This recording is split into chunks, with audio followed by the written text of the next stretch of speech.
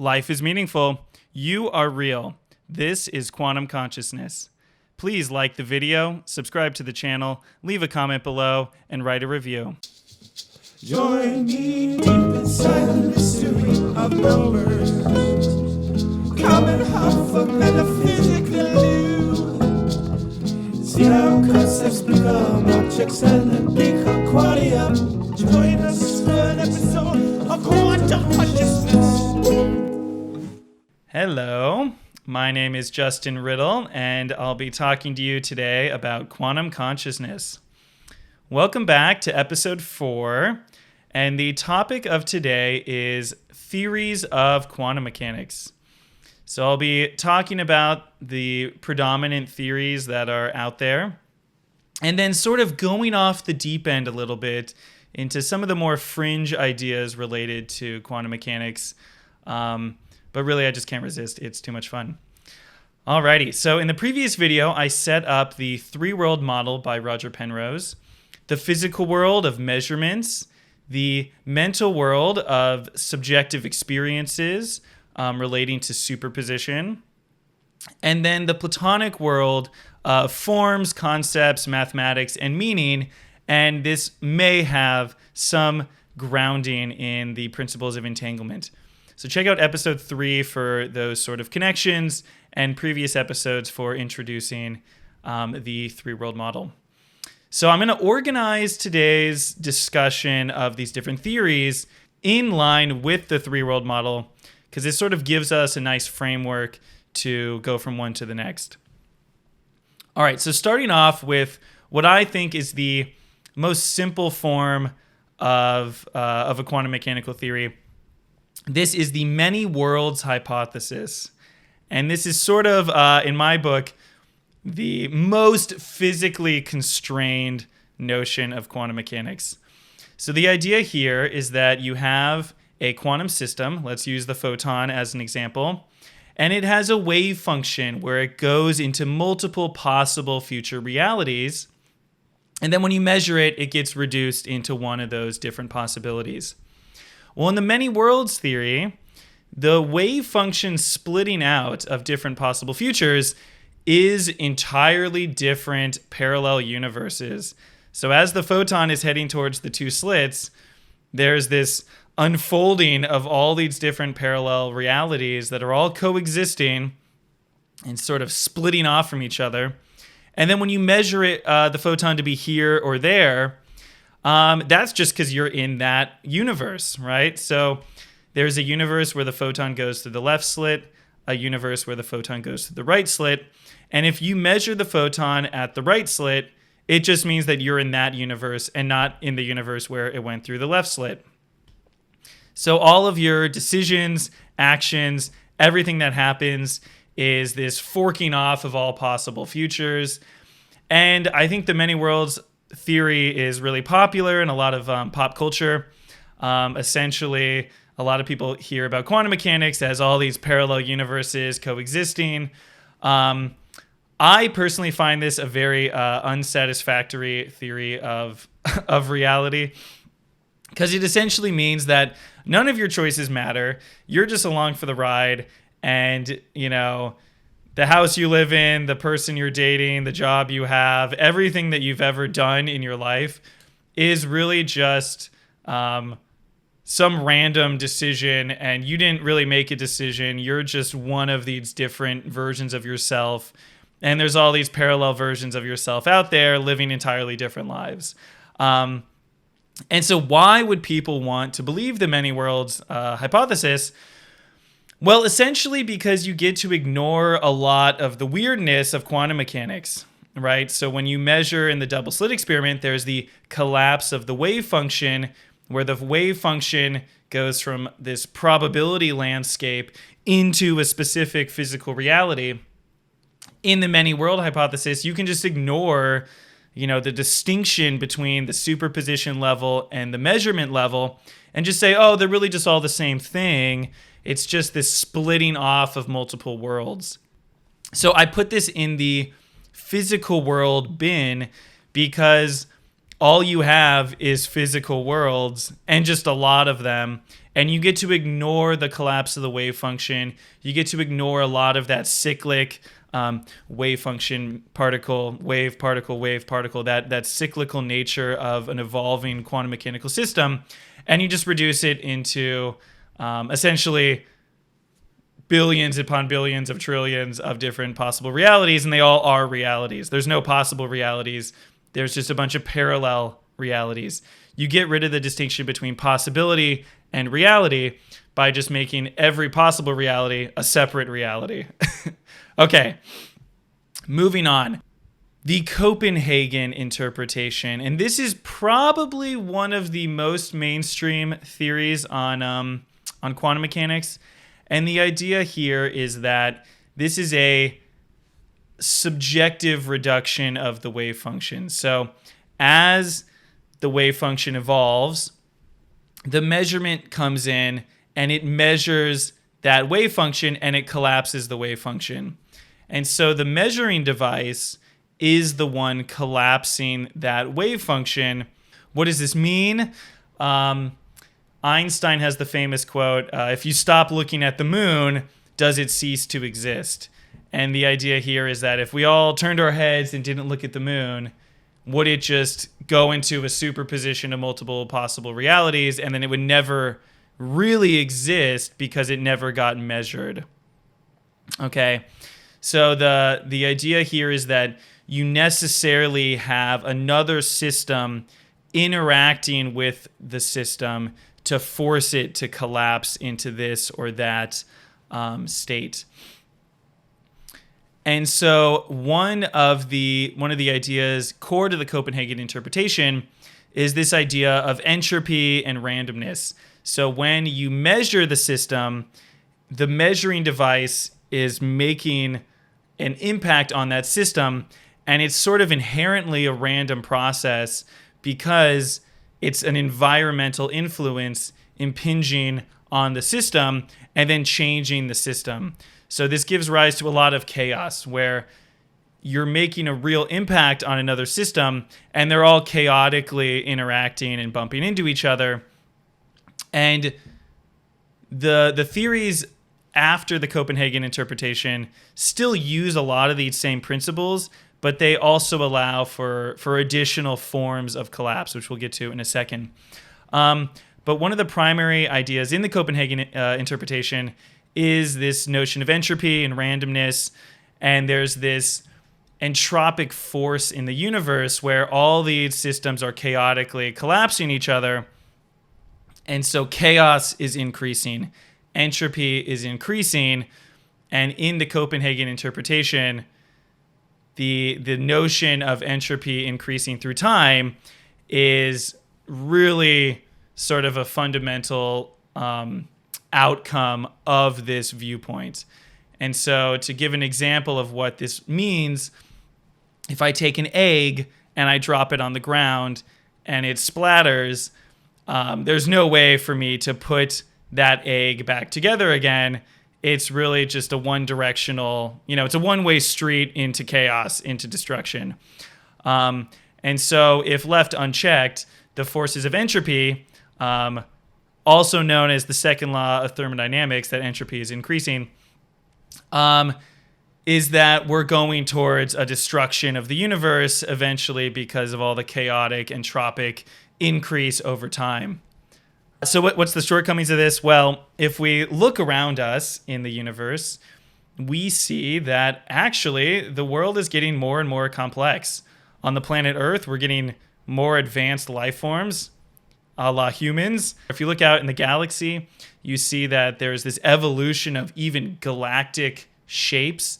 So early galaxies are little balls, and then later galaxies are the spiral galaxies. So there's even an increase in complexity over time. And so what in this subjective collapse of the wave function thing, measuring devices measuring each other, this inherently chaotic process, there's nothing really pushing for order or pushing against this law of entropy. And while modern physics, a lot of people view this as sort of a staple that entropy is increasing, It seems like in the universe around us, there's actually a trend in the opposite direction. So what could explain that? All right, so I put this sort of halfway between the physical and the mental world, because essentially the Copenhagen Interpretation is measuring devices, measuring things into the physical world. So it's kind of all about that interface between a wave function in the mental world and a physical measuring device in the physical world. All right, so the next theory is the self-collapse theory. And this is an idea by Roger Penrose, and I find this very fascinating. And I think this isn't quite a mainstream opinion, but it's very much worth considering. So the idea here is that a superposition is a fundamental blister or rupture in space-time. So you have this possible reality and this other possible reality, and they're held in superposition together. And these two worlds, or these two space-time realities, are coexisting within the wave function, but they're inherently unstable. And Roger Penrose argues that they actually have a gravitational influence on each other. And so there's this instability inherent in any superposition. And so what he argues is that there is a certain threshold for objective reduction. So in the Copenhagen interpretation, it's subjective because you have a subject and an object, two things interacting with each other. In objective reduction, there is within a single wave function a level of complexity that you will reach where the wave function becomes so unstable that it then self-collapses into a particular physical decision or physical reality. Okay? So the implications of objective reduction are that this is a sort of less chaotic way of collapsing the wave function because it's not contingent on some environmental influence, but based on the internal workings of a system, if left alone, it will reach its own objective reduction. So if you leave a photon in the void of space, nothing interacts with it, it's in a vacuum. You know, I don't know the exact numbers or calculation on when a single photon in the void would collapse, but eventually that all the possible realities that the photon is splitting off into would become complex enough and have enough influence on each other that it would then collapse into an actual physical decision or a physical choice. So this is a measurement process internally generated within the system. And the notion here is that you could create much more complex systems. So if we take the quantum computer example, we have a bunch of quantum bits, a large quantum system with many, many possible states. And as it evolves, it reaches that objective reduction threshold much quicker because there's so much more processing going on internally, and there's such a magnitude of increase of generating all these different physical possible realities that it's going to breach that threshold much faster and then collapse.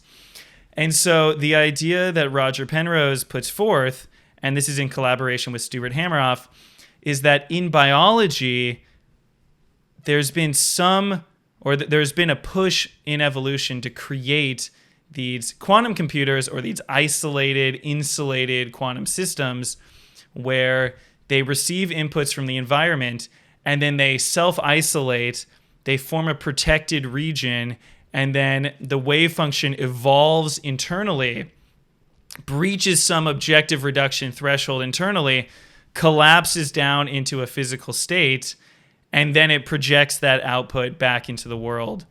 And this is a way to have quantum computation instantiated internally, and it's sort of reaching its own conclusion, right? It's not dependent upon an outside observer coming in and measuring the system, but it's a way of internally generating an output.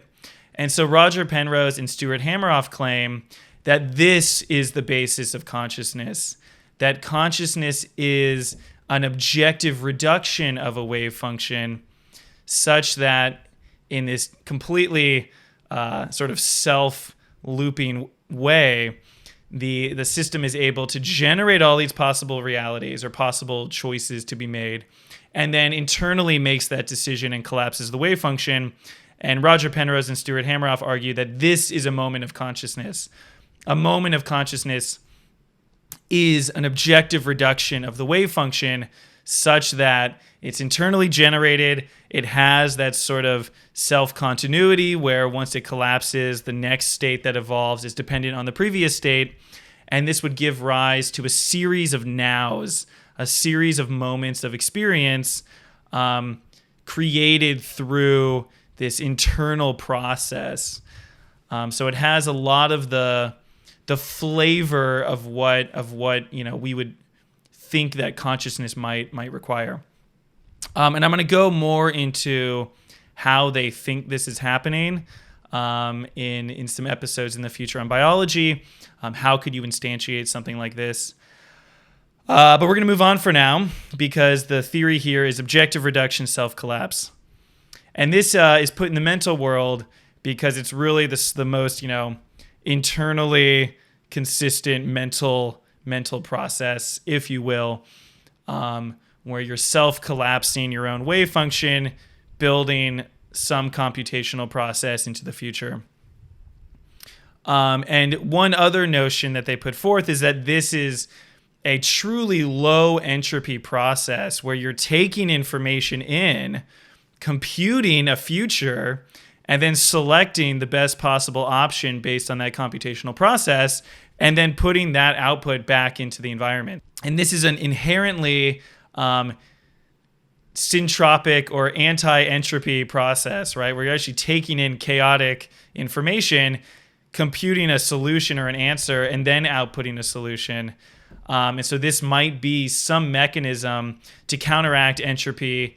And they would argue this is really one of these fundamental evolutionary forces that kind of flies in the face of chaos and is constructively, in a generative way, building the future through some meaningful computational process, as opposed to just chaotically responding and getting measured by things out there. All right, so that was probably the bulk of the new information for those of you listening. And then there are a few additional theories that I'm going to tap into briefly. Now, I'm going to jump up into the Platonic world, and I'm going to talk about David Bohm. So David Bohm has this theory called the implicate order. He also calls it the holographic movement of the universe, which is kind of a wild notion.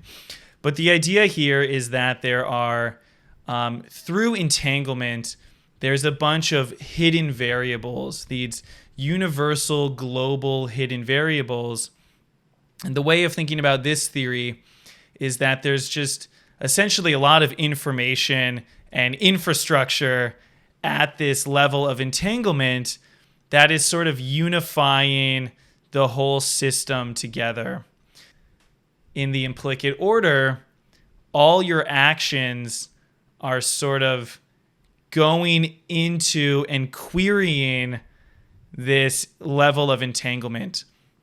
So when I was talking about self-collapse and the wave function building up all these processes, making a decision, and then enacting that decision, David Bohm would say that there's these global universal influences in the entanglement domain, and this adds a level of that perceived randomness, right? And this is kind of a reference to complexity, but the implicit order maintains all of these meaningful structures and information that influences every system in the universe, so that when you decide to make a decision in this local quantum mechanical system, it needs to go through the entanglement realm. And the entanglement realm sort of checks it against these universal influences, right? These hidden variables that are sort of unknown to us, hence hidden. And essentially, it's the local wave function mapping into an entanglement web, and that is shaping how it's able to make its selection. And it's perceived as chaotic or random because we don't know all those variables. And so we're unable, in like a scientific sense, to understand why it's getting pushed in one direction or another, but it is getting pushed. And Henry Stapp also talks about this. It's sort of at the interface between the mental and the Platonic, but if you have some free will built into that self-collapse where the entity, the quantum computer, is making a decision to do something, that decision then needs to get filtered through the universal lens, this Platonic realm, this entanglement web, and then after being filtered through that entanglement domain, then it is able to be manifested into the physical world. So there's sort of a universality filter that your decisions are going through.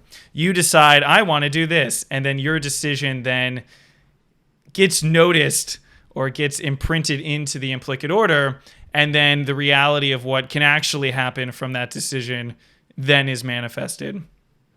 So that's kind of the notion. This is like the quantum computer or the mental world mapping into this Platonic universal entanglement domain and then getting projected down into the physical realm.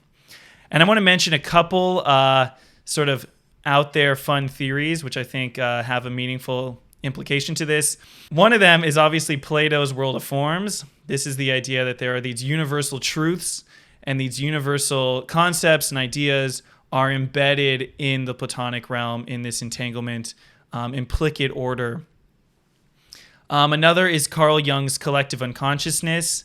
This is the idea that there's these archetypal shapes and forms, once again, at this collective or Platonic entanglement domain.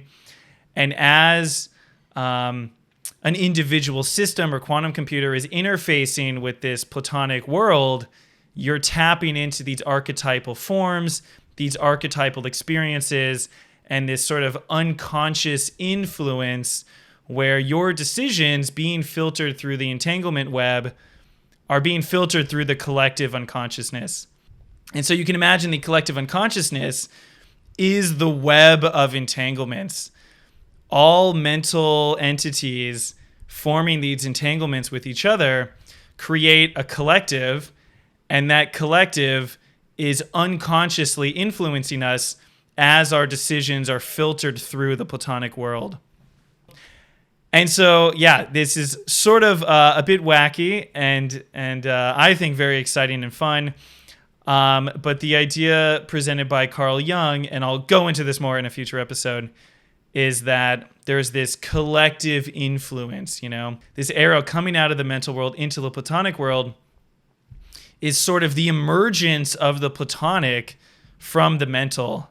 And this is, just a hypothesis or an idea, but that from the web of interactions between mental entities, the entanglement web is created and generated, and that entanglement represents the collective. And so Platonic forms, universal truth, may be instantiated through this collective web. All right, and I want to end on one final concept, which I find super fascinating. The laws of physics govern the physical, right? The physical world is happening according to the laws of physics. And so the arrow from the Platonic to the physical is just that. It's the rules and the laws governing the physical world. Now, Wolfgang Pauli and Carl Jung were working together on a theory of synchronicity based in quantum mechanics. So synchronicity is the experience of meaningful coincidences that don't seem possible. And so, yeah, this is definitely a little woo-woo, but the idea is that, you think of your friend and then they call you. Or you're thinking of a song and then someone is humming that song and there's no possible way that they could know that you were thinking about that song, right? A lot of the times there's like a simple explanation, but a lot of people have experiences that seem anomalous and seem to defy physical causality. And so Carl Jung and Wolfgang Pauli were using the idea of entanglement and the connection between the Platonic entanglement world into the physical world and saying, what would happen if entanglement was manifested physically? Maybe that would look like synchronicity to us. So as these entanglement relationships, these spaceless, timeless connections between things are happening in the physical world, we would see them and say, wow, that's a non-causal or an acausal event. These two events don't have a causal link, and yet the physical events seem to be connected. So if entanglement is driving physical events, then perhaps the experience of seeing entanglement in the physical world might feel like or be perceived as synchronicity. So I'll leave you with this bizarre notion, and we can talk further in a future video. But I hope you enjoyed a discussion of the different theories in quantum mechanics, the many worlds hypothesis of all these different worlds splitting off, subjective reduction in the Copenhagen interpretation of things measuring each other, the self-collapse of the wave function internally generated by Roger Penrose, these theories by Henry Stapp and David Bohm about how the system makes a decision and then it gets filtered through this universal, this implicate order of this entanglement web. And then these fun notions of synchronicity potentially emerging from a connection between entanglement into the physical world. All right, next week I will be introducing digital computers. And we'll get started on that next week. Talk to you very soon. Bye-bye.